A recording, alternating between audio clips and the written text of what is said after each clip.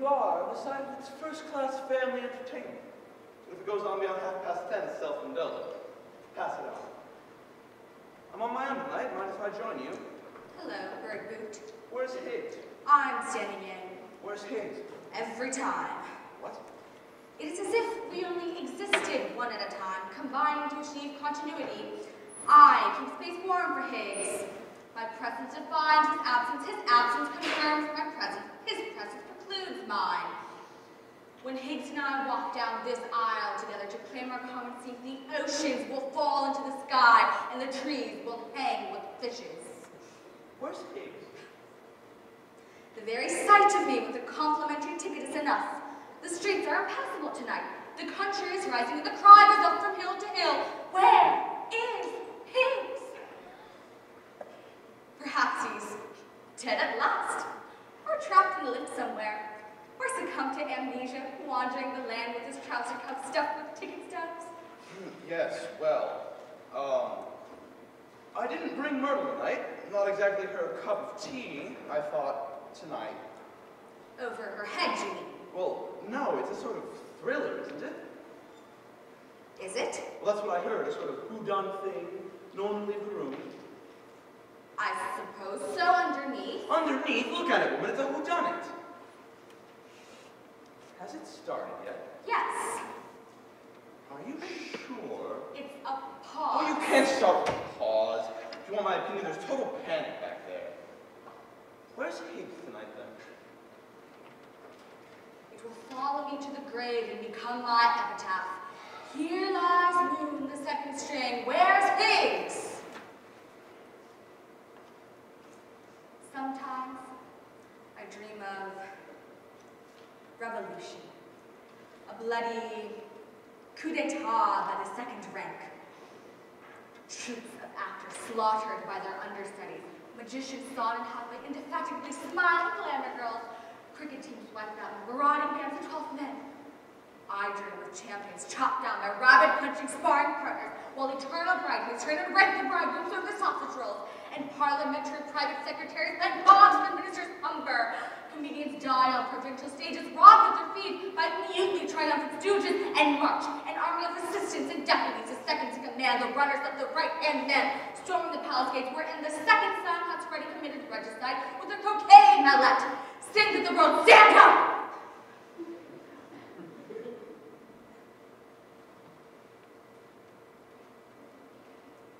Sometimes I dream of Higgs. Well, have a chocolate. What kind? Black magic. No thanks. Well, I'll give you a tip then. Watch the girl. You think she did it? No, the girl. Watch her. What girl? You won't know her. I'll give you a nudge. You know her, do you? What's that supposed to mean? I beg your pardon? Well, for God's sake, Moon, what's the matter with you? You could do yourself some good spotting her first time out. She's new from the provinces, going straight to the top. I don't want to put words in your mouth, but a word from us and we could make her. I suppose you make dozens of them like that. I'll have you know that I'm an upstanding family man devoted to my homely but good-natured wife, and if you're suggesting No. a man of my scrupulous integrity, I'm sorry. falsely besmirched. Is that her? Oh, don't be absurd. You wouldn't be seen dead with your... Mrs. Drudge, the help. We interrupt our program for a special police message. The search still goes on for the escaped madman who is on the run in Essex. Essex? County police, led by Inspector Hound, have received a report that man has been seen in the desert marshes around Oldham Manor. The man is wearing a darky suit with a light shirt. He is of medium height and build and youngish. Anyone seeing a man answering to this description and acting suspiciously is advised to follow that nearest police station. That is the end of the police message. So that's what they say about me, is it? What? Oh, I know what goes on behind my back. Sniggers, slanders, hole and corner innuendo. What have you heard? Nothing. Tittle, tattle. Tittle, my dear Moon, tattle. The sly envy of scandalmongers. I can afford to ignore it. I'm a respectable married man. Incidentally. Water off a duck's back, I assure you. Who was that lady I saw you with last night? How dare you! How dare you! Don't you come here with your slimy insinuations. My wife Myrtle understands perfectly well that a man of my critical standing is occasionally obliged to mingle with the world of the footlights, simply by way of kicking off favor. I'm sorry. To be vilified, pilloried in the stocks of common guilt. I have nothing to hide. Why this should reach the ears of my beloved Myrtle? Can I have a chocolate? What? Oh, yes. Yes, of course. No point in, yes, good show. What would you like? Strawberry? Cherry? Coffee cream? Birch delight? I'll have Montlamar. Sorry. Gooseberry fondue. No. Pistachio fudge. Nectarine clusters, hickory nut praline. Chateau Neuf du Pape 55 crocodile. I'm afraid not. I like Carmen. Yes, all right. And by the way, I'd appreciate it if you didn't mention this to anyone. You know how these rumors get about. What? The fact is, Myrtle simply doesn't like the theater.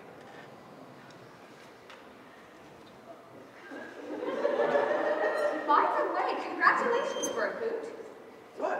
At the Theatre Royale. Your entire review reproduced in neon. Oh, that whole thing. You've seen it, of course.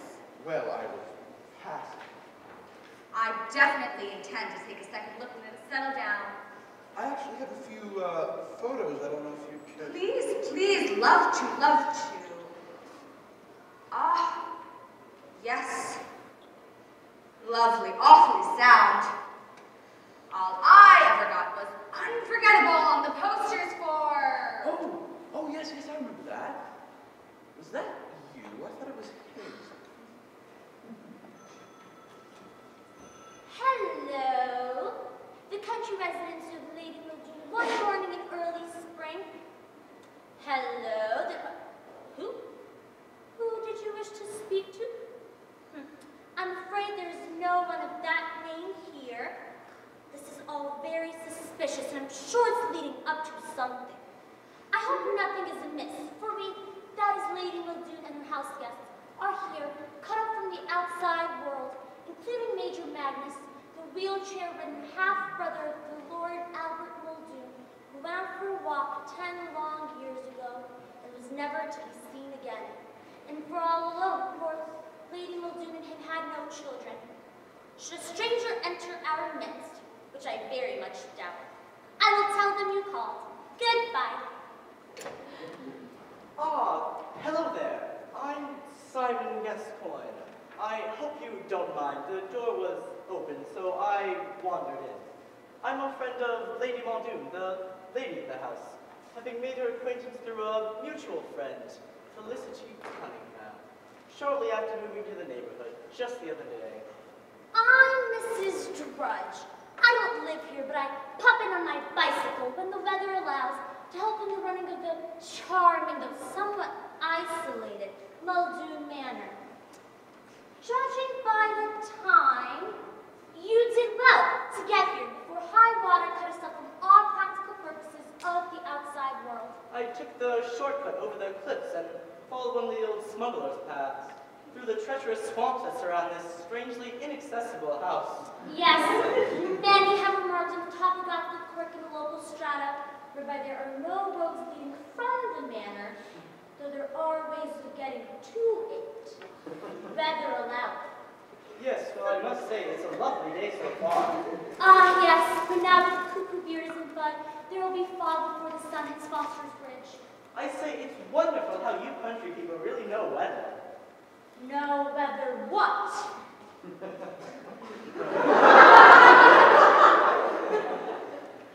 Yes, it does seem to be going on a bit foggy. Ah, yes, the fog is very treacherous around here. It rolls off the sea without a warning, shrouding the cliffs in a deadly mantle of blind man's buff. Yes, I've heard it said. I know whole weekends where Lady Muldoon and her house guests are here, cut off from the practical world, and this house might as well be floating on a pack of ice for all good it would have done phoning the police. It was on such a weekend as this that Lord Muldoon, who had lately brought home his beautiful bride back to the home of his ancestors, went out for a walk on the cliffs, and his body was never found. Yes, indeed. Poor Cynthia. His name was Albert. Yes, indeed, poor Albert. But tell me, is Lady Felicity Cunningham? A mutual friend, I believe you said. A happy chance. I will tell them you're here. I really can't stay, as a matter of fact. Please don't disturb them. I really should be off. Oh, they will be disappointed. It's been quite some time since we've had enough to play Pontoon Bridge at the Manor, and I don't play the card game myself. There is another guest, then? Yes, Major Magnus, the crippled half-brother of the late Lord Muldoon, just turned up from Canada the other day. Completes the house party. I think I must be waiting for Higgs to die. What? Half afraid I will vanish when he does. I wonder if it's the same for Puckbridge, Who? third string. You're standing. Does he wait for Higgs and I to write each other's obituaries? Does he dream? To whom do you wish to speak? What's he like? Bitter. There's no one of that name here. No. What's he like as a critic? Nobody You knows. must have got the wrong number. There's always been me and Higgs. Simon Gascoigne. It's not him, of course. What? My guess is Magnus. In disguise, you mean? What? You think he's Magnus in disguise? I don't think you're concentrating, Moon. I thought you said Oh, that for you... God's sake, Moon, what's the matter with you? You keep chattering on about Higgs and Puckridge. I wonder if they talk about me. Here is another police message. Essex County Police are still searching in vain for the madman who is at large in the deadly marshes of the coastal region. Inspector Hound, who is mastermind of the operation, is not available for comment, but it is widely believed that he has a secret plan. Meanwhile, police and volunteers are combing the swamps with megaphones shouting, "Don't be a madman, give yourself up." That is the end of the police message. Yes. Yes, I should think my name is seldom off of Puckridge's lips. Sad, really. I mean, it's no life at all, the Stanton. Yeah. Higgs never gives me a second thought. I can tell by the way he nods. Revenge, of course. What? Jealous. Nonsense. There's nothing personal in it. It's paranoid, bruh. It is merely that it is not enough to wax at another's way, to be held in reserve, on hand, on call, to step in or not at all. The substitute, the near offer, the temporary acting. For I am Moon, continuous Moon, in my own shoes, Moon of June, April, September, and no member of the human race keeps warm my bit of space. Yes, I can tell by the way he nods. Quite mad, of course. What? The answer lies out there in the swamps. Oh. The skeletons in the closet are coming home to roost. Oh, yes. Already in the opening stages, we know the classic impact of the catalytic figure, the outsider, plunging through to the center of an ordered world and setting up the disruption, the shockwaves, which, unless I am much mistaken, will strip these comfortable people, these crustaceans in the rock pool of society, strip them of their shells and leave them exposed as the trembling raw meat which at heart is all of us. I agree. Keep your eye on Magnus. Out! I say, Bert. Turn. You. Yes. Hello again. What are you doing here? Well, no doubt you're surprised to see me. Honestly, darling, you really are extraordinary. Yes, well, here I am. You must have been desperate to see me. I mean, I'm flattered, but couldn't you wait till I got back? There is something you don't know. What is it? Look, about those things I said, it may be that I got carried away a little. We both did. What are you trying to say? I love another! I see. Oh, I didn't make any promises. I merely... You don't have to say any more. Oh, I didn't want to hurt you. Of all the nerve! Well, You philandering coward! Let me This explain. is hardly the time and place. You think you barge in anywhere, whatever I happen to be doing. But I want you to know that my admiration for you is sincere. I don't want you to think that I didn't mean those things I said. I'll kill you for this, Simon Gascoigne!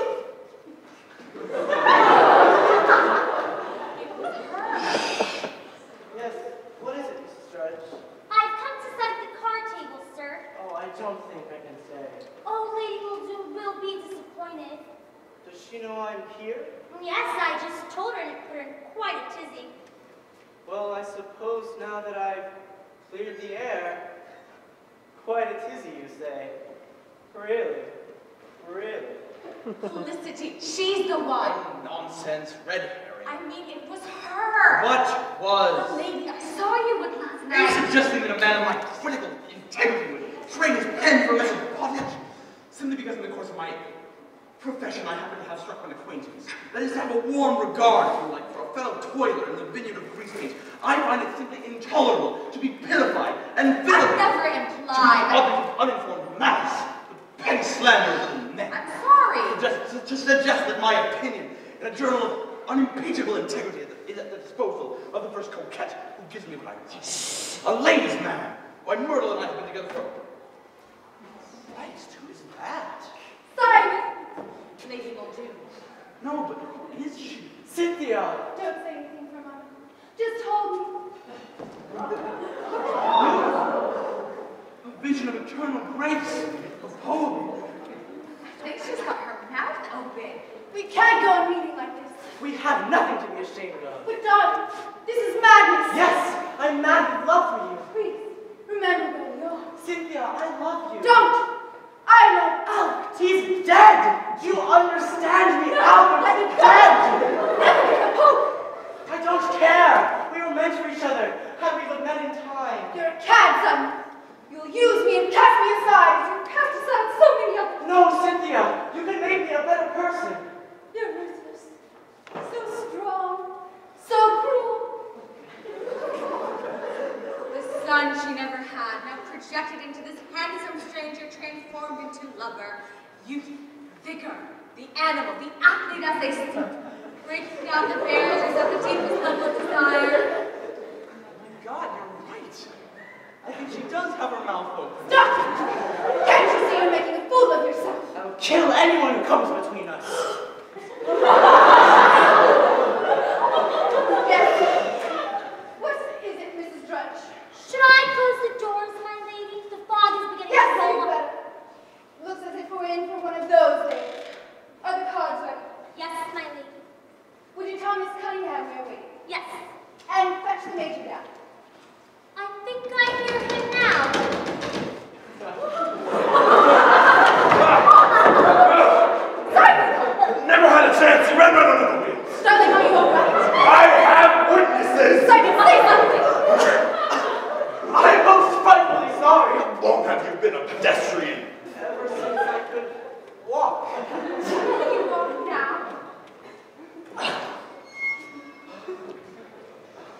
Simon.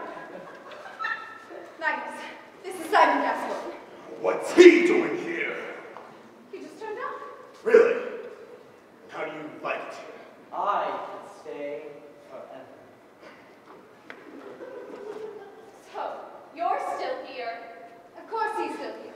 We're going to play cards. There's no need to introduce you two now, is there? For I recall that you, Simon, met me through Felicity, our mutual friend. Yes, Simon is an old friend, though not as old as you, Cynthia. Yes, indeed. I haven't seen Felicity since... Last night? Indeed. Felicity, you deal.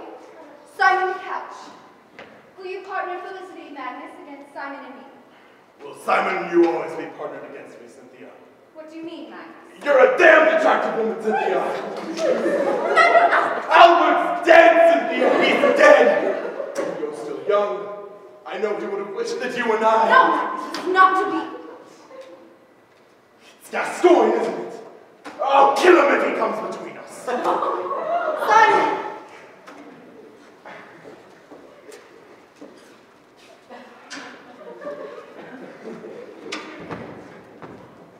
Right. Who starts? All right. Did I hear you say you saw Felicity last night, Simon? Did I? Yes, quite. Your turn, Felicity. I've had my turn, haven't I, Simon? Now it's Cynthia's turn. Right. That's my turn, Felicity. Hell has no fury like a woman scorned, Simon. Yes, I heard it said. So I hope you've not been cheating, Simon. No, Felicity. It is just that I hold the cards. Well done, sir. It's strange how Simon appeared in the neighborhood from nowhere. We know so little about him. It doesn't always pay to show your hand. Simon, what's your opening on the minor bid? Let's see. I hear there's a dangerous madman on the loose. Simon. Oh, yes. Sorry. I know. Personally, I think he's been hiding out in the deserted cottage on the cliffs. Flush. No, Simon, you're locked in tonight. We shall see. The night's not over yet, Simon Gascoigne. So, you're the crippled half-brother of World War II who turned out of the blue from Canada just the other day, are you? It's taken you a long time to get here. What did you do? Walk? Oh, I say! I'm most frightfully sorry! Care for a spin around the rose gardens. Yeah. No, Magnus, I must talk to Simon. My round, I think, Major. Think so.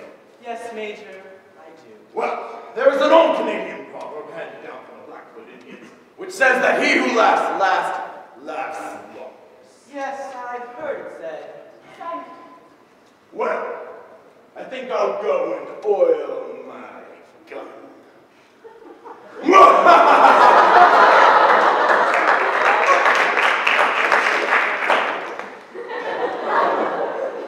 I think Magnus suspects something. And Felicity. Simon, was there ever anything between you and Felicity? No. It's all over between her and me, Cynthia. It was a mere passing, fleeting thing we had. But now that I have found you... If I find you have been untrue to me, if I find you have falsely seduced me from my dear husband Hound, I will kill you, Simon Gascoigne!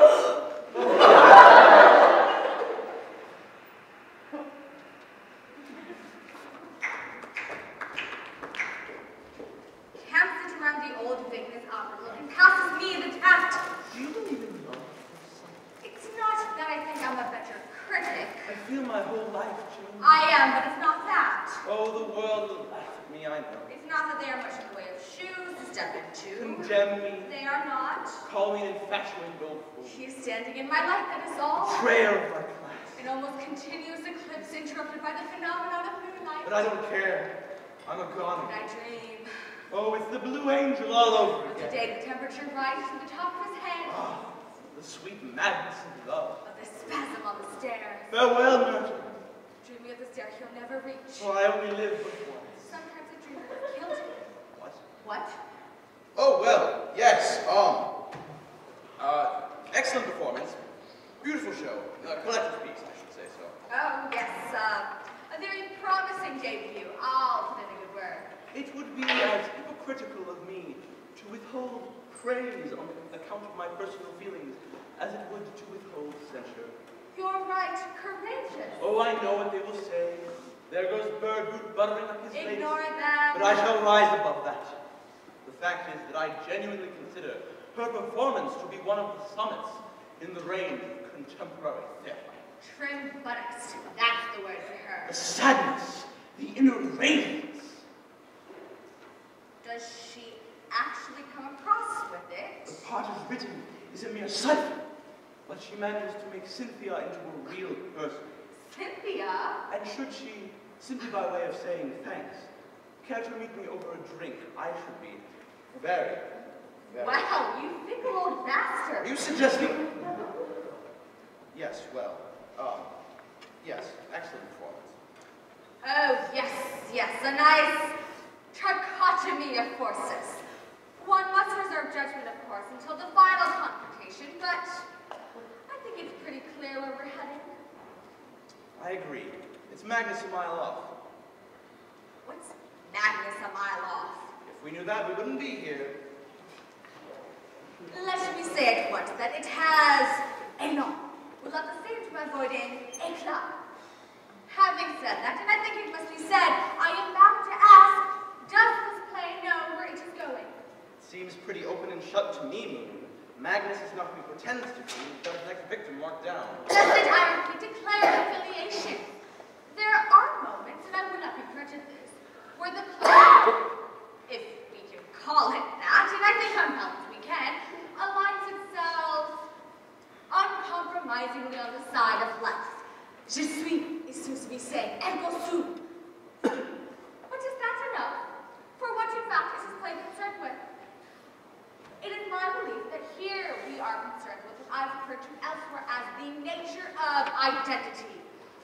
I think we are entitled to ask, and here one is irresistibly reminded of Voltaire's cry, voila! I think we are entitled to ask, where is God? God? Who? I think we are entitled to ask. The same half an hour later. No, I believe there's no one of that name here. Black or white, my lady? White, please. Black or white, miss? White, please. Black or white, White, miss? please. Sugar, my lady? Yes, please. Sugar, miss? Yes, please. Sugar, major? The second act, however, fails to fulfill the promise of the first. You asked me. There's something funny going on. We interrupt our program for a special police message. The search still goes on for the dangerous bad man who is on the loose in Essex. Let's now narrow to the immediate vicinity of Muldoon Manor.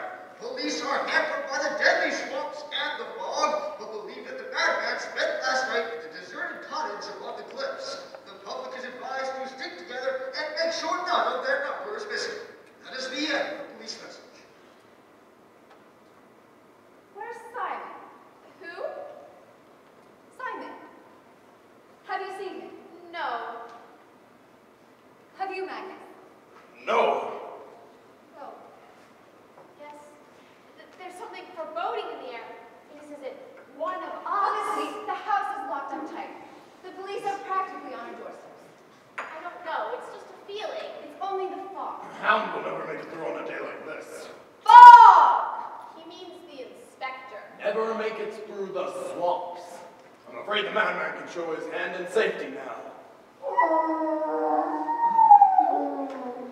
What's that? It sounded like the cry of a gigantic hound. Poor devil! There it is again! Coming nearer. It's right outside the house.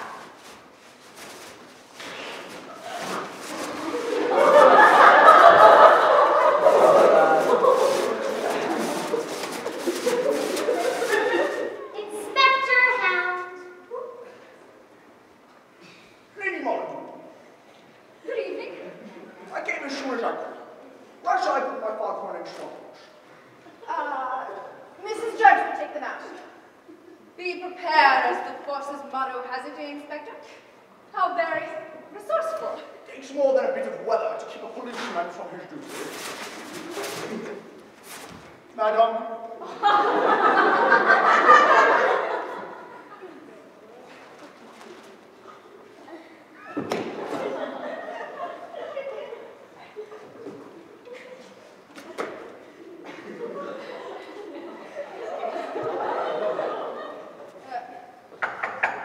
Inspector Hound. Felicity Cunningham. And Major Magnus Muldoon. good evening. Well, sorry. Well, No, do go on. thank you. Well, tell me about it in your own words. Begin at the beginning and don't leave anything out. I beg your pardon. I fear not. You are in safe hands now. I hope you haven't touched anything. I don't understand. I am Inspector Hound. Yes, Well, what's it all about? I really have no idea. How did it begin? What? The thing. What thing? The trouble. There hasn't been any trouble. Didn't you phone the police? I didn't. What for? I see. This puts me in a very difficult position. I'll be going then. I'm terribly sorry. That's perfectly all right. Thank you ever so much for coming. Not at all. You never know. There may have been a serious matter. Drink. More serious than that. Drink before you go. No, thank you. I do hope you find him.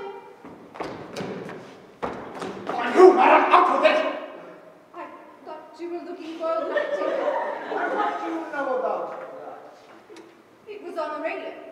Was it now? Well, that's what I'm here about, really. Didn't want to mention it because I didn't know how much you knew. No point in causing unnecessary panic, even with the murderer of it. Murderer, did you say? Ah, so that was not. Whom has he murdered, Inspector? Perhaps no one. Yet. You think he's after one of us, Inspector? I do. If any of you has recently seen a good-looking youngish man in a smart suit, white shirts, hatless, well-spoken, someone possibly claiming to have just moved into the neighborhood, someone who on the outside seems as sane as you or I, then now is the time to speak. Don't interrupt. Inspector! Very well. Felicity. Lady Cynthia, we are all in this together. I must ask that you put yourself completely in my hands. I can't, Inspector! I love Albert! I'm not sure you completely grasp my meaning. Inspector, is one of us in danger? Didn't it strike you as odd that upon the night of his escape, the madman made a beeline for Muldoon Manor? It is my guess that he harbors a deep-seated grudge for someone in this very house. Lady Cynthia, where is your husband? My husband. You don't... I don't know, but I have reason to believe that he is the real McCoy. The real what? William Herbert McCoy, who was a young man, meeting the bad man in the street and being solicited for 6 pence for a cup of tea, replied, "Why don't you do a decent day's work, you shifty old bag of horse manure, in Canada all those many years ago?" The madman was a mere boy at the time, but never forgot that insult, and from thenceforth carried in his heart the promise of revenge. Is there something you are forgetting to tell me? So, the madman had struck? Oh, it's horrible! It's horrible! Just as I feared. Now you see the sort of man you're protecting. I can't believe it. I'll have to tell him, Cynthia. Inspector, a stranger of that description has indeed appeared in our midst. Simon Gascoigne. He was charming. I'll give him that. And he took me in completely. I'm afraid I made a fool of myself over him. So did Cynthia. And where is he now? Well, he can't have gone far in these conditions. True. Fear not, Lady Cynthia. I shall apprehend the man who has murdered your husband. My husband?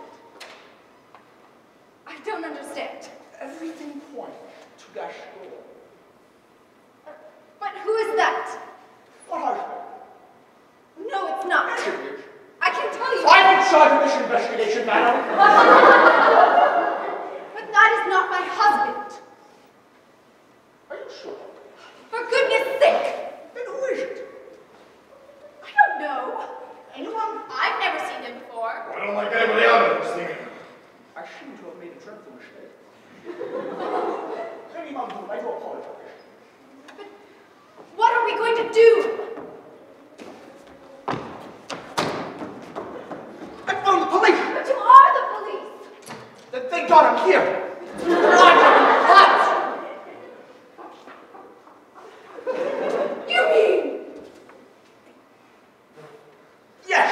We're on our own, cut off from the world, and in grave danger! You mean? Yes! I believe the killer will strike again! You mean? Yes! One of us mere mortals, thrown together by fate and cut off from the elements, is the killer. Search the house!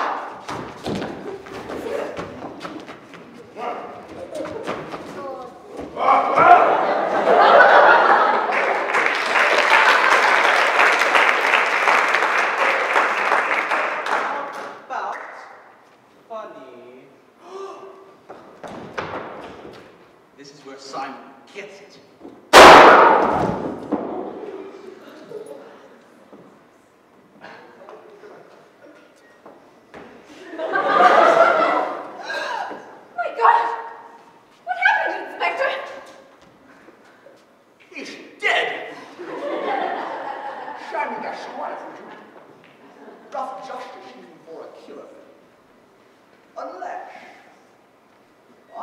Yes. We assume the body could not have been there before Gascoigne entered the house. But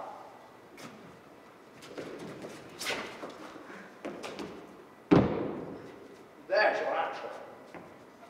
But now, who killed Charmy Gascoigne? And why?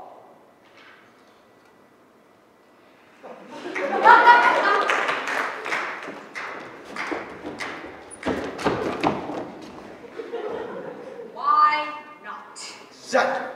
Good riddance. Yes, getting away with murder must be quite easy, provided that one's motive is sufficiently inscrutable. He was deceiving her right, left, and center. Fickle young top. Of course, I still have Puckridge behind me. She needs someone stronger, more mature. If I could, so could he. And the fact is, I know a very good hotel, very discreet, run by a man of this world. And easy lies the head that wears the crown. Breakfast delivered to one's room, no questions asked. Does Puckridge dream with me? Hello. What's happened? What? Oh yes. What do you make of it so far? It is at this point, for me, that the play truly comes alive.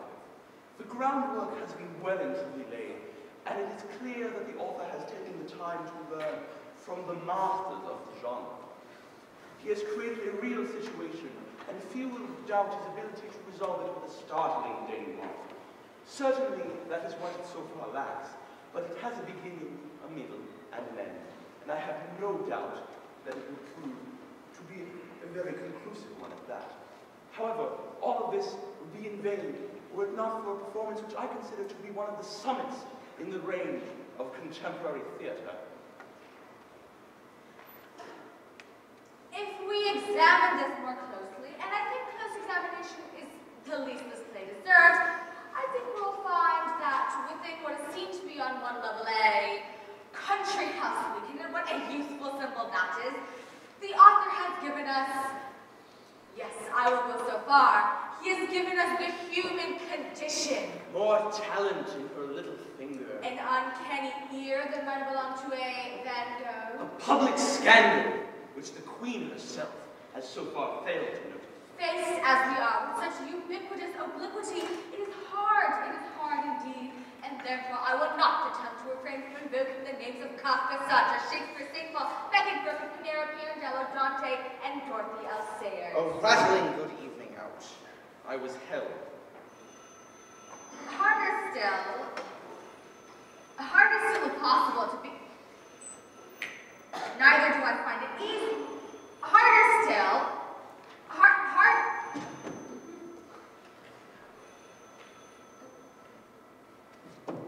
Hello? Myrtle? Oh, for God's sake, woman, I thought I told you not to call me at work. What? Last night? Oh, do you really think this is the time? No, no. Yes, of course I love you. Yes, yes. You're not alone. No, she's not here. What? Fine. Fine.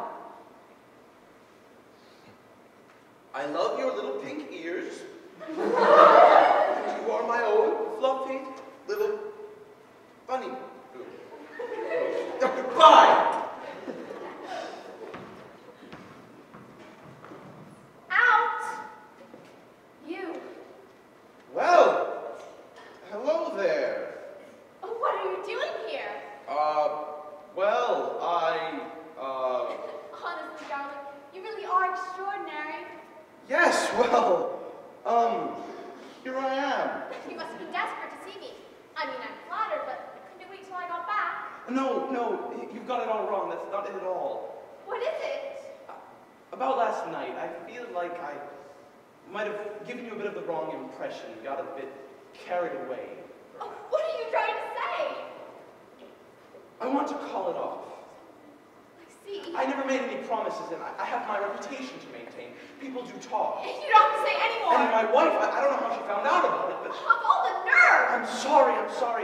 I never wanted it to come to this. And also, I just wanted to let you know that I really meant those things I said about you. Shows brilliant promise and all that. I'll kill you for this, Simon Gascoigne! Good God. I've come to set up the card table, sir. I can't stay for a game of cards. Oh, Lady Muldoon will be disappointed. She wants to see me. Yes, I just told her and put her in quite a tizzy. Yes, well, a man of my influence is certainly not to be sneezed at. I like to think I have some small name for the making of reputation. Quite a tizzy, you say? Bertrand, What? what the hell do you think you're doing? Nothing.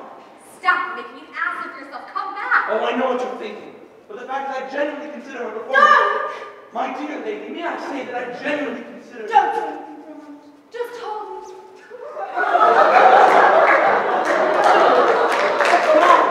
The mouth is open.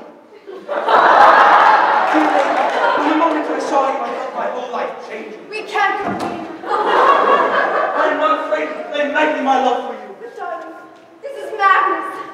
I know. I am mad with love for you. Please, remember where we are. I don't care. Let them think what they will. I love you. Don't! I will always... Albert's dead, do you hear me? No, Albert's let me dead. go. I'll never give up hope. We are not free. Oh, you mean Myrtle? She's all cocoa and blue nylon. She doesn't have a spark of creative genius in her whole body.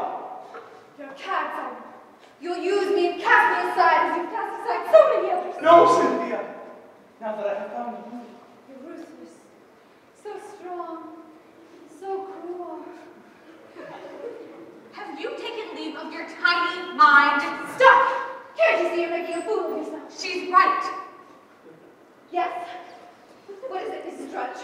Should I close the doors, my lady? The fog. Yes, you can. Look, they've got your number. I will leave when I'm ready. Not before. It's the finish of you, I suppose you know that. Oh, I don't need your two-penny grocery prognostication. I have found something bigger and finer.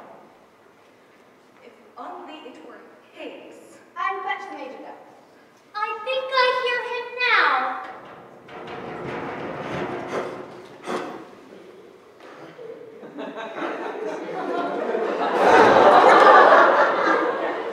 Simon! Say something! Reckless bastard! What's he doing here?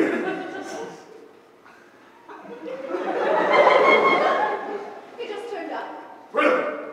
How do you like it? I couldn't take it night after night. You're still here. Of course he's still here. We're going to play cards. There's no need to introduce you two now, is there? For I recall that you, Simon, met me through Felicity, our mutual friend. Yes, Simon's an old friend. Yes, well, I like to give up-and-comers the benefit of my expertise. She lacks technique as of yet. Last night? I'm not talking about last night. Indeed. Well, Felicity, you deal. Simon, the couch. You see that? Tried to kill me. Told you it was madness. Not that it is madness.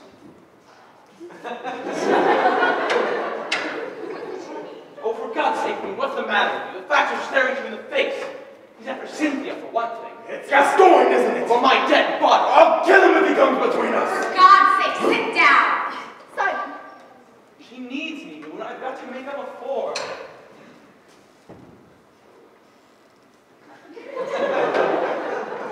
Right. Who starts? Yes. Oh, tell me for a no bit, Rob. Don't mind killing myself. Did I hear you say you saw Felicity last night, Simon? Pay 21 or trump my contract? I'll trump your contract with 5 no-bid trumps there, and I'll use West Rook for the rebid on the second queen then. Would you mind doing that again? I'll support your rebid with 5 5 no trumps there, and I'll double your holding with a second solo ruff there. Then I call your bluff. Well done, Simon. Strange how Simon appeared in the neighborhood from nowhere. We know so little about him. Simon, it's your opening on my bit. Oh. Let's see. I think I'll overbid the spades convention with 2 no trumps there, and I'll move West dummy split double on the queen's bishop 4 there. Quite pas sûr. Prenez-moi plus. Plus et moi. Ah! Zero! Then I call your bluff. I talk. I bluff. Twist, bust. Snap, snap. How's it got out? Double pop, bingo!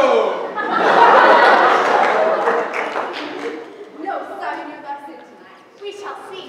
The night is not over yet, Simon Gascoigne. Double bluff. Seen it 1,000 times. Oh yes, she's clean as a whistle. I can smell it a mile off. Incidentally, where have I seen you before? Your face seems very familiar. Can't spin around the rose gardens. Yeah! No, Magnus, I must talk to Simon. There's nothing for you there, you know. Think so. Oh yes, she knows which side her bread is buttered. I am not a man without certain influence among those who would wish to reap the limelight. She's not going to throw me over for a heavily disguised cripple.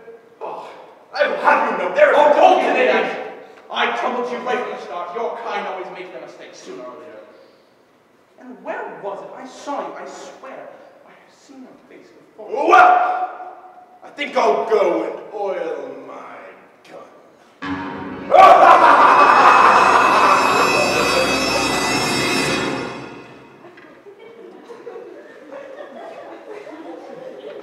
Double bluff. Seen it 1,000 times.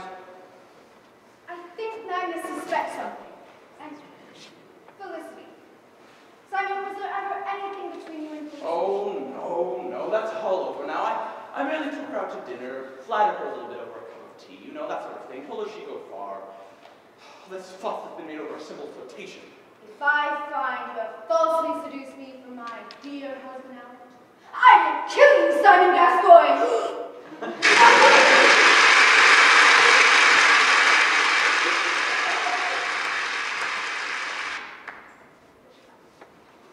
Birdwood, for God's sake, pull yourself together. I can't help it. I can't live without her. Birdwood, what do you think you're doing? You're turning it into a complete farce. Oh, I know, but I just don't care. I'm a goner, I know. I'll have to give up my position. Birdwood, think of your family, your friends, your high standing in the world of letters. I say, what are you doing? It's Higgs. What? It's Higgs. Don't be silly. But I don't understand. He's dead. Dead? Who would want to But he must have been lying there all this time. kill Higgs? But I don't understand. I was supposed to be filling in tonight. Moon. So it's me and Puckridge now. Moon! I swear I... Oh my... Finally, I understand. Birdwood, I swear I did. Finally! Birdwood! I see it all!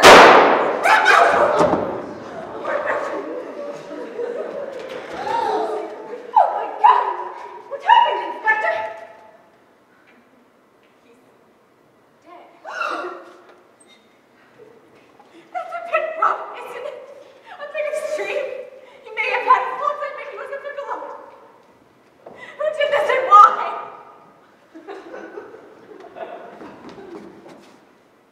To say that it is without pace, point, focus, interest, drama, wit, or originality is to say simply that it does not happen to be my cup of tea. I don't mean to be blunt, but there's no getting away from it. Luck, pace, a complete brag. Hysteria is no substitute for éclat. Luck, elan. Some of the cast seems to have given up acting altogether. Now, I'm no prude, but I fail to see the reason in their shower of filth. and sexual immorality foisted upon an audience, all in the guise of modernity and non-comedy. Well, Inspector, is that your man? Yes. Yes. It's Simon. Yes. Well, poor. Is this some kind of a joke? Oh, well, Inspector, if this is your idea of a joke, it is in very bad taste. All right. I want everyone to go to the positions they occupied when the shot was fired. No one will leave this room.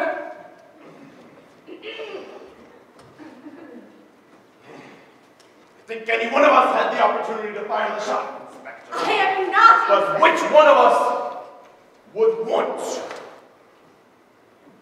Perhaps it was you, Major Madness. And why would I want to kill Simon? Because he was onto you. Yes, he tumbled onto you right from the start, and you shot him just when he was about to reveal that you killed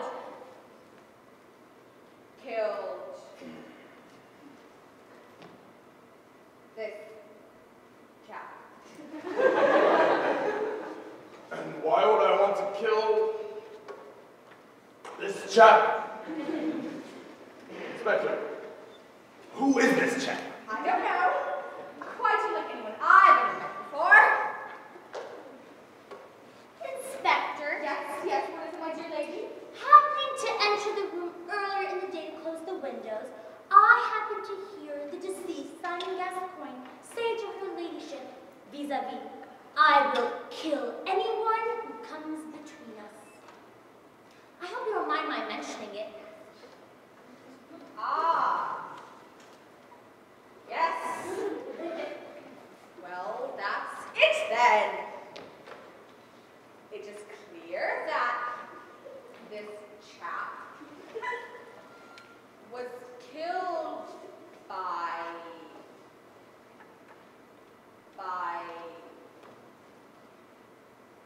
Simon. But he didn't come between us. And who then killed Simon? Subsequent to that reported remark, I also happened to hear Lady Muldoon say to the deceased, to the effect, I will kill you, Simon Gascoigne. Thank you. It is from these chance remarks that we in the force build up a complete picture before going in to make the arrest. It is not long now, I fancy, and I must warn. Yes, I hated Simon Gascoigne, for he had me in his thoughts, but I didn't kill him. I also chanced to overhear a remark made by Phyllis G. Cunningham, vis-a-vis, I will kill you for this, Simon Gascoigne. No doubt in the heat of the moment. Ah, that's it. The final piece of the jigsaw. I think I am now in a position to reveal the mystery. This man was, of course, McCoy, the Canadian who, meeting us in the streets and being solicited 6 pence for a toffee apple, smacked him across the ear with a cry, how's that for a Berkshire Harbor, you sniffling to the work shy? Oh, 1 years ago, Gascoigne bided his time, but tracked McCoy down to this very house, having on the way met in the neighborhood a simple, ambitious girl from the provinces, who was charming, persuasive, told her I'd have her done that she would go straight to the top. And she, flattered by his sophistication, and taking advice, promised to see her all right overnight, gave in to his simple desires. Perhaps she loved him. We shall never know. Her promise triumphed as I fell on another. Yes, I refer to Lady Cynthia Muldoon. Very long and there was no other woman for him. He was caught in her spell, willing to sacrifice anything, even you, Felicity Cunningham. Today, only unexpectedly finding here that you learned the truth, there was a bitter argument which ended in your promise to kill him, a promise which you carried out at your first opportunity in this very room. And I must warn you that anything you said. It doesn't make sense!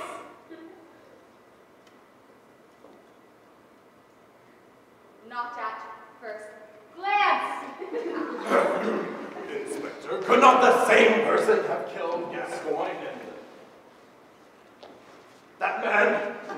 But why should any of us want to kill a perfect stranger? Well, perhaps he was not a stranger to one of us.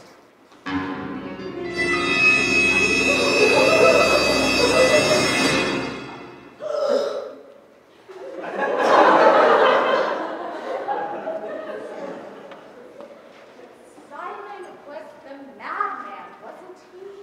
We only have your word for that, Inspector. We only have your word for a lot of things. For instance, McCoy. How is he? Is his name McCoy?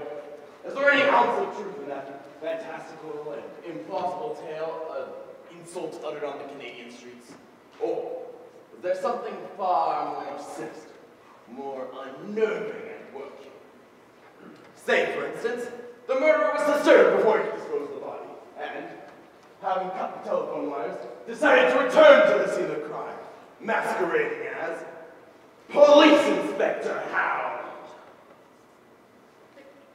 I'm not mad. I'm almost sure I Only to discover that in this house resided Simon Gascoigne, a man against whom you held a deep-seated grudge. But I didn't. I put it to you! Are you the real Inspector Hound? You know damn well I'm not. What's it all about? Thought as much. I only dreamed sometimes. So it was the madman! The killer! It's horrible! Horrible! Strangers in our midst. Yes, we had a shrewd suspicion you would show up here. You fell right into our trap. What trap? You see, it was a mere subterfuge. I am not the real Magnus Muldoon. And I now reveal myself as... You mean? Yes, I'm the real Inspector Hound.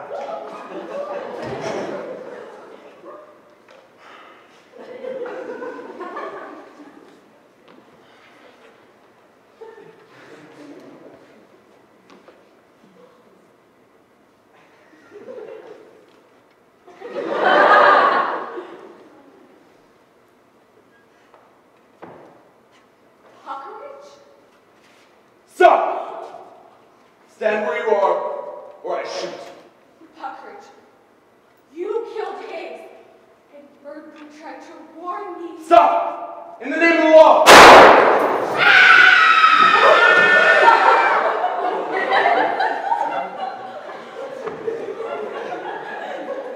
Waited a long time for that moment.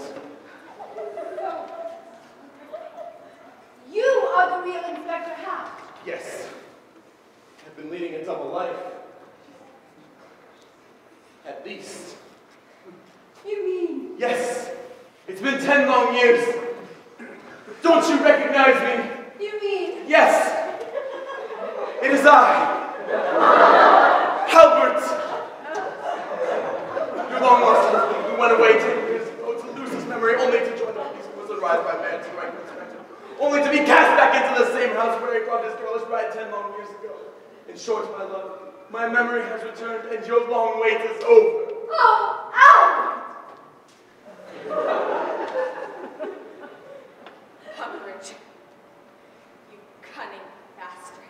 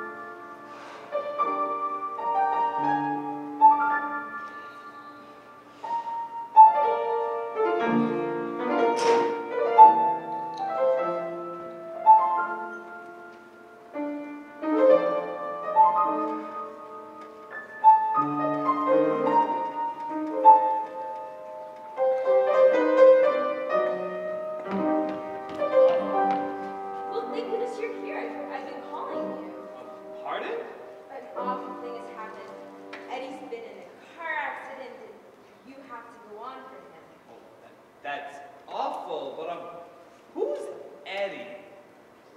Eddie. Edwin? You have to go on for him. On for him.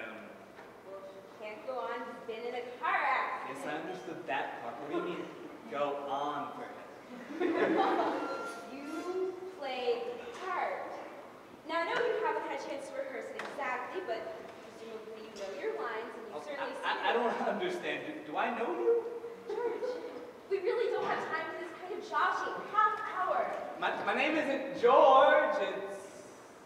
I don't know what it is, but it's not... My God! Did you hear about Eddie? Yes, I did. Oh, it's just too tragic. Well, good luck today, Georgia. We're all counting on you, even though you are a bit young to be playing the part. And you are shorter than Edwin, so we have to put the line about you over your head on the ceiling. Oh, and don't forget, when I call 3 times, it's your cue to unzip the back of my dress, and then I slap you. Bring your life today, darling. What play are we doing? What? What is the play? Coward. Excuse me? Coward. It's the coward. No coward? Oh, for a second I thought you were being serious. Don't do that to me. Good luck today, darling. Coward. I wonder if it's private lives. At least I've seen that one. I don't remember rehearsing it exactly. Am I an actor? I thought I was an accountant. Why does everybody keep calling me George? Hello, Stanley. I heard about Edwin. Good luck tonight. We're counting on you. What play are we doing? Very funny, Stanley. No, really, I forgot it. Checkmate. Checkmate. By Samuel Beckett. You know, in the trash can. You'll always pull these jokes, Stanley. Just don't do it on stage. Good luck. Break a leg. Did you hear? Edwin broke both legs.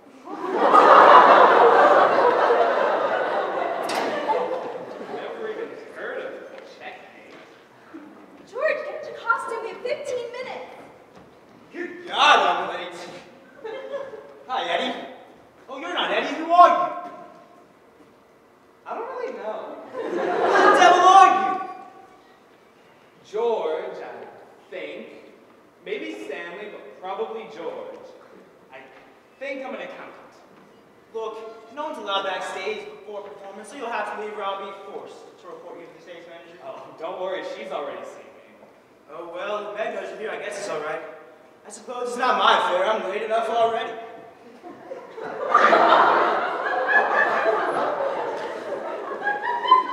minutes, everybody. Toast. 10 minutes. I'd better just go home.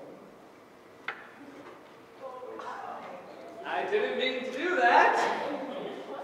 George, what are you doing? Go into the dressing room to change. Really, you keep us up and we'll bring you up on charges. Where is the dressing room? George, you're not amusing. It's that way. I'll take these. I'll go soak them for you. Don't soak my pants. Don't do my job. Now go. 5 minutes, everybody. The call's 5 minutes. Please sit.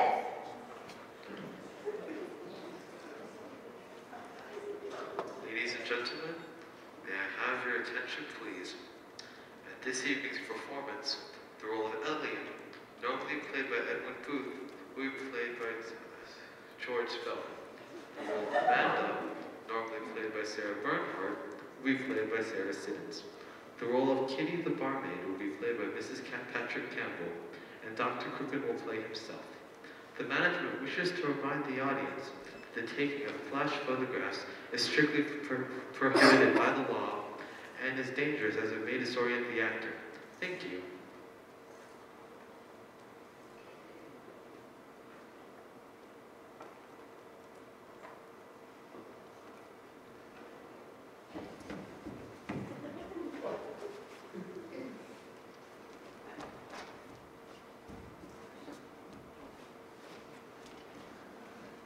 Extraordinary how potent cheap music is. What? Extraordinary how potent cheap music is. I suppose so. Am I supposed to be Hamlet? Whose yacht do you think that is? The Duke of West... What? Where? The Duke of Westminster, I expect. It always is. I guess so. To be or not to be? I don't know any more of it.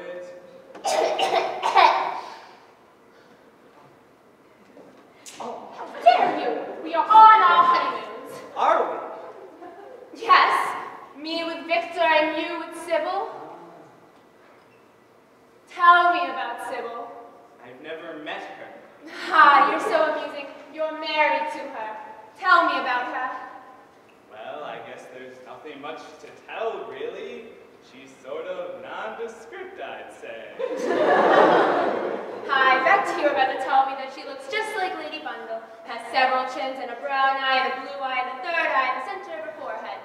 Weren't you? I guess so. Victor's like that too. I bet you were about to tell me you traveled all around the world. Yes, I was. I traveled all around the world. How was it? The world? Yes. It was nice. I always feared that the Taj Mahal would look like a biscuit box. Did it? Not really. I always feared that the Taj Mahal would look like a biscuit box. Did it? I guess it did. I always feared that the Taj Mahal would look like a biscuit box. Did it? Depends. What brand biscuit box? I always feared that the Taj Mahal would look like a biscuit box. Did it? Did it? Did it? Did it? Why, this balcony looks dusty. I think I'll just dust it up.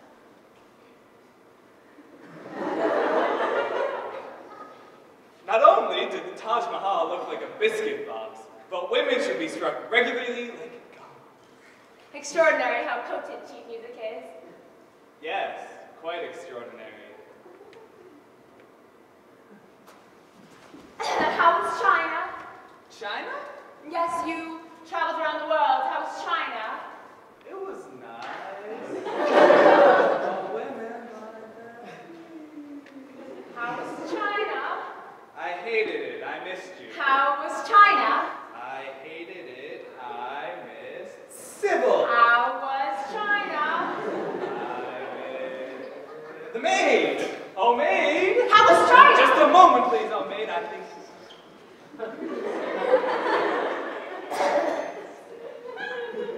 How was China? Very large China. And Japan? Very small. And Ireland? Very green. And Iceland? Very white. And Italy? Very Neapolitan. And Copenhagen? Very cosmopolitan. And Florida? Very condominium. And Perth Amboy? Very mobile home. I don't know. And Sybil? What? Do you love Sybil? Who's Sybil? Your wife, who you married after you and I had our divorce. Oh, we were married. I forgot that part. Ah, Elliot, you're so amusing. You make me laugh all the time. Ah ha ha ha ha ha ha ha ha ha ha ha ha. Do you love Sybil? Probably I married her.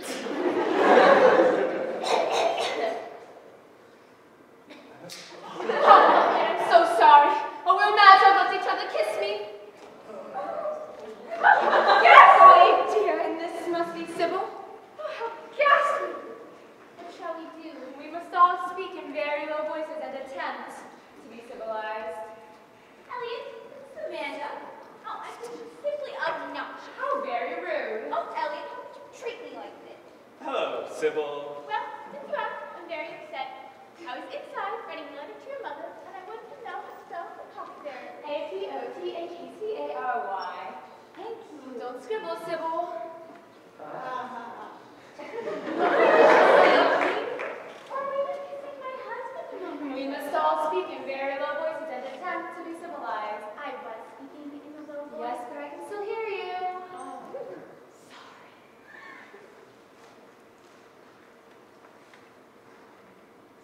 I can't hear a bloody thing she's saying. This woman's a nincompoop. Say something, Elliot. I couldn't hear her either. Elliot, choose between the two of us at once. Do you love this creature, or do you love me? I wonder where the maid is. Forget her away, Elliot. Ever had a lasting relationship with a maid? Choose between the two of us. I choose. I don't know my lines. I don't know how I got here. I don't know why I didn't join the monastery after high school. I mean, I almost did, but then I didn't. Ah, Elliot, you're hilarious, acting up in your rambling again. Come, who do you pick? Me or that baggage over there? You're the baggage, not mine. I choose. What's your name again? Amanda. I choose Amanda. I think that's what he does in the play. Very well. I can accept defeat gracefully. You know what? I don't think I'll send a letter to your mother after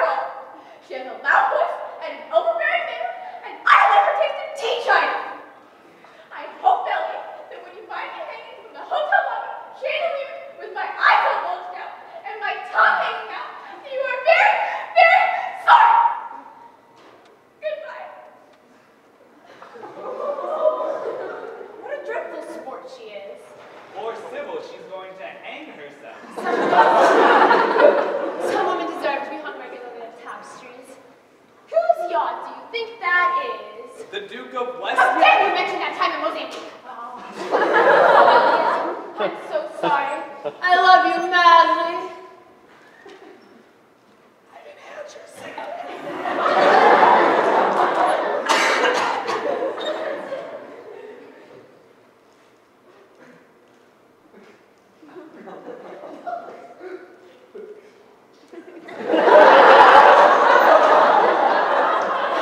There, we're not mad at each other anymore, are we? Let me grab my things and the two of us can run away together before Victor gets back. Oh, darling, isn't it extraordinary how potent cheap music is?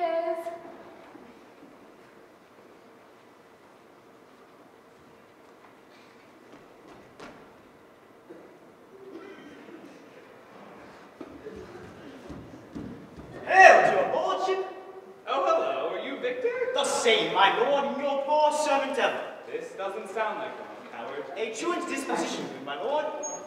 You're not Victor, are you? My lord, I came to see your father's funeral. Oh, yes, and how was it? Indeed, my lord, it followed hard upon. Followed hard on. Yes, I see. Oh, good for me.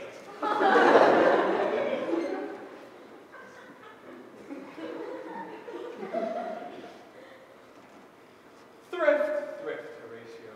The funeral baked meats did coldly furnish the marriage table. What does that mean? She's not. My lord, I think I saw him yesternight. Saw who? My lord, the king, your father. The king, my father. Seasoned your admiration for a while with an attent ear, till I may deliver upon the witness of these gentlemen this morning. I see. Am I supposed to... 2 nights together had these gentlemen, Marcellus and Bernardo, on their watch in the dead waste in the middle of the night, been thus encountered. A figure like your father, armed at point exactly, cup prepared, appears before them and with solemn march goes slow and stately by them. Thrice he walked by their oppressed and fierce cries out, within his truncheon's length was there. Distilled on jelly with the act of fear, stand dumb and speak not to him. This to me in dreadful secrecy in parts they did, and I with them the 3rd night kept the watch, whereas they had delivered, both in time form of the thing, each word made true and good. The apparition comes. I knew your father. These hands are not more like. My turn? 'Tis a marvelous tale you tell, Horatio. It doth turn my ear into a very merry bear bodkin. As I do live, my honored lord, 'tis you, and we did think it writ down in our duty to let you know it. Well, thank you. Yes, my lord, he wore his beaver up. He wore his beaver up. Wore his beaver up. And does he usually wear it down? A countenance more in sorrow than in anger. Oh, well, I am sorry to hear that. My father was a king of great renown, a favorite amongst all in London town. And in Denmark. I warrant it will. I warrant it will also. Our duty to your honor. But where are you going? Oh, Amanda! Whose yacht do you think that is? Oh, Hamlet, say no more. Thou turnest mine eye to my very soul, and there I see such black and grained spots as will not leave their taint. I saw a guy who I thought might be Victor, but then it wasn't. Oh, speak to me no more. These words are daggers into my ear. No more. Very well. What do you want to talk about? No more. No, don't go. Maybe someone else will come out in a minute. Of course, people do sometimes have soliloquies in Shakespeare. Let's just wait a moment and see if anyone else comes out.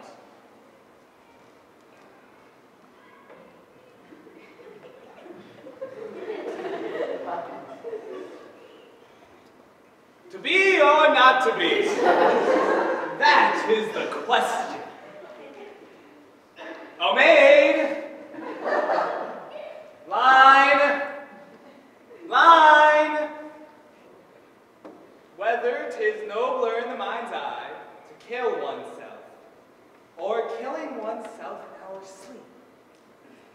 We are such stuff that dreams are made of, and our lives are rounded by a little sleep.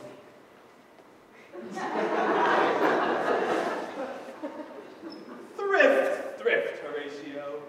Neither a borrower nor a lender be, but to thine own self be true. There is a special providence in the fall of a sparrow. Extraordinary how potent sheet music can be. I come to wive it wealthily in Padua. If wealthily, then happily in Padua. Well, shut your Shakespeare. Start quoting him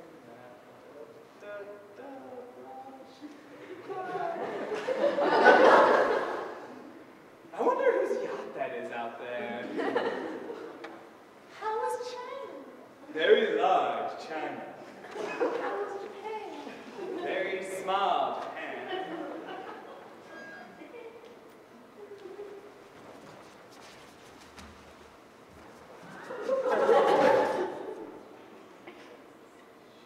Pledge allegiance to the United States of America and to the republic for which it stands, one nation, under God, indivisible, with liberty and justice for all. Oh my God, I am heartily sorry for having offended thee, for I do dread the loss of heaven and the flames of hell, but most of all because I have offended thee, my God, and so I wish to repent my sins and amend myself. Amen. That's the act of contrition that Catholic school children do to absolve themselves of sin. I imagine Catholic adults do it too, though I don't actually know any Catholic adults. Line! When you call for line, the stage manager normally gives you your next line to refresh your memory. Line! The quality of mercy is not strange. It droppeth like gentle rain on the soil when we have shuffled off this mortal coil. Line! Alas, poor Yorick, I knew him well. Get thee to a nunnery.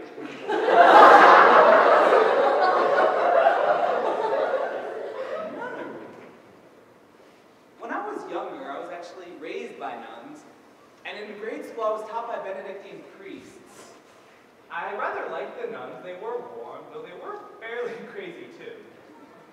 In grade school, I actually went to grounds on a monastery, and on weekends I would join in the daily rituals.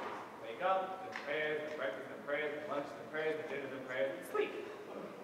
I really rather liked the predictability of it all, and the food was good. I almost joined the monastery after high school, but they said I was too young and that I should wait for a while, and eventually I just stopped believing in that stuff. So now I'm an accountant.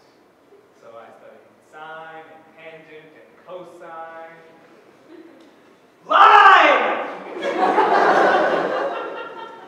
I'm sorry, this is supposed to be private lives, Hamlet or something. Here I am rambling on like a maniac. I really am dreadfully sorry. I don't recall attending a single rehearsal. I don't know where I was. And you were expecting Edwin Booth and you get me. I really am very embarrassed. Line.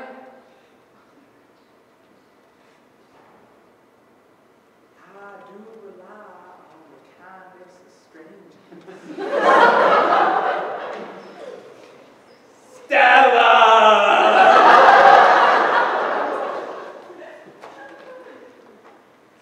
It is a far, far better thing I do today than I've ever done before. It is to a far, far better place I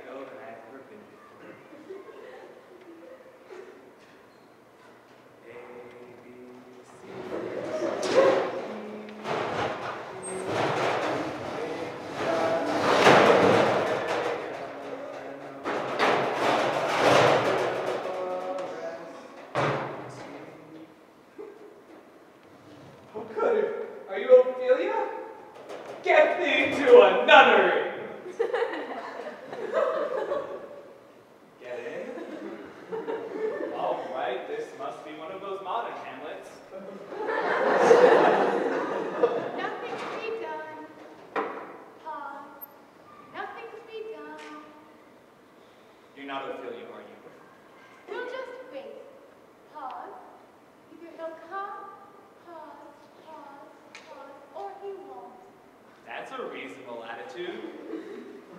Pause.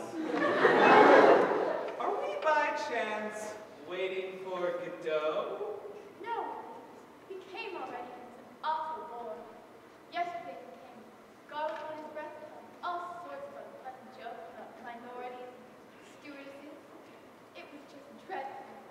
Paul rolls eyes upwards. Then who are we waiting for? We're waiting for Lefty. Oh, and he's some political organizer or something, right? Yes, dear, he is a political organizer.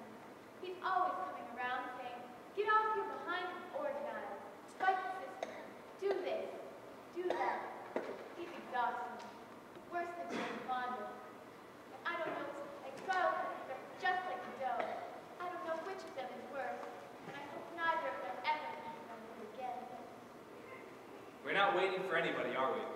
No, dear, we're not. Do you smell something? That's not your line. Willie doesn't have any lines. Oh, Willie, how talkative you are, There's muck on the bottom of the trash. You mustn't complain, Willie. There's muck at the bottom of everyone's trash can. You count your blessings, Willie. I do.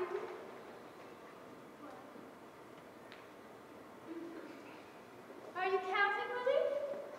I guess so. I'm not free. Free is what I said. Oh God, I'm going blind! Oh God, what a terrible Oh well, not so bad, really. I only use my eyes occasionally, when I wanted to see something.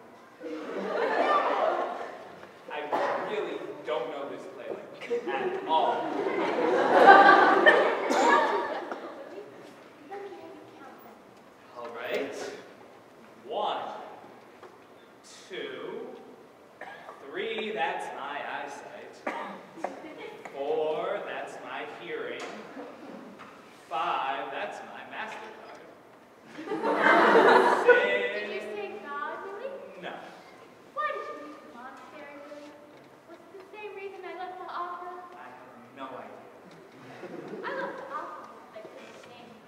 They were mad to have hired me. Certified them. And they were certified shortly afterwards. The entire staff. They now reside in a Rigoletto home for the mentally incapacitated. Internment. Paul tried to touch nose with tongue. Ladies and gentlemen, may I have your attention, please? Listen, Willie. A voice. Perhaps there is a God. At this evening's performance, the role of Sir Thomas More, the man for all seasons, normally played by Edwin Booth, will be played by George Spelman. The role of Lady Alice, normally played by Sarah Bernhardt, will be played by Sarah Siddons. The role of Lady Margaret, normally read by Eleanora Deuce, will be read by the stage manager. At this evening's performance, the executioner will play himself. What did he say? Executioner will play himself. What does that mean, the executioner will play himself? Oh, Father, why have they locked you up in this dreadful dungeon? It's more than I can bear. I made you a custard, Thomas. Mother's made you a custard, Father. Yes, thank you. Oh, Father, if you don't give it to King Henry, they're going to cut your head off. Aren't you going to eat the custard I made you, Thomas? I'm not hungry, thank you.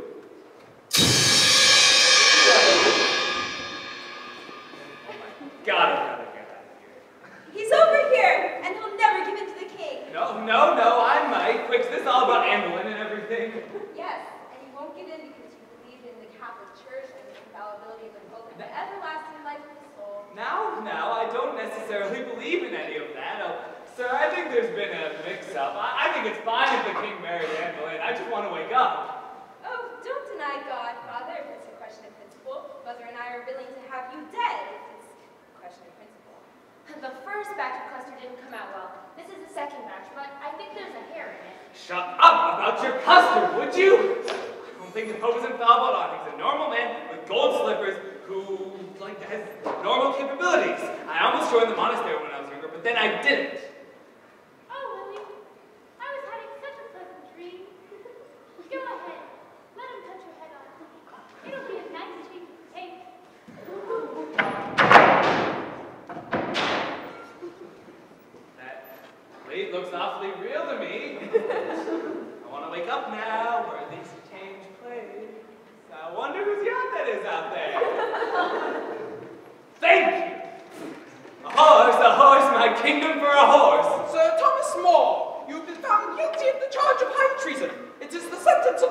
shall be taken to the Tower of London, thence to the place of your execution.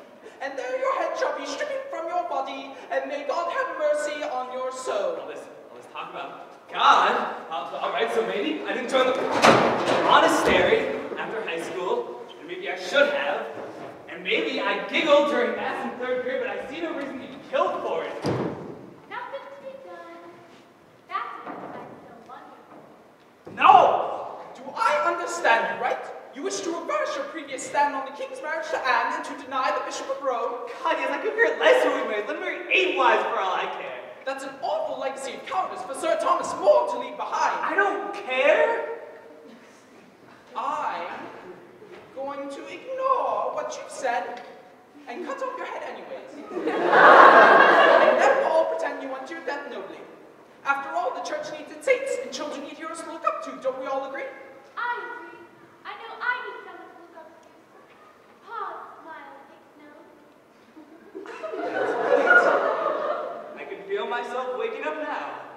The covers have fallen off the bed, and I'm reaching back up to cover myself because I'm cold. Sir Thomas More, prepare to meet your death. Be quiet, I'm about to wake up. Sir Thomas More, prepare to meet your death.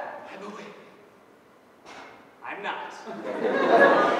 Sir Thomas More, prepare to meet your death. Line! You turn to the executioner and say, friend, be not afraid of your office, you send me to God. I don't like that line, give me another. George, say it. I don't want to. Say it. Speak the speech, I pray you, trippingly on the tongue. Say it. Say it, Lily. It'll mean a lot to me from generations of school children to come. Friend, you're not afraid of your office? Extraordinary how potent cheap music can be. It's not George. Women should be struck regularly like gowns. George, say the line right. They say you can never dream your own death, so I imagine I'll just wake up as soon as he brings down the axe. So I might as well just get it over with. Say the proper line, George. Friend, be not afraid of your office.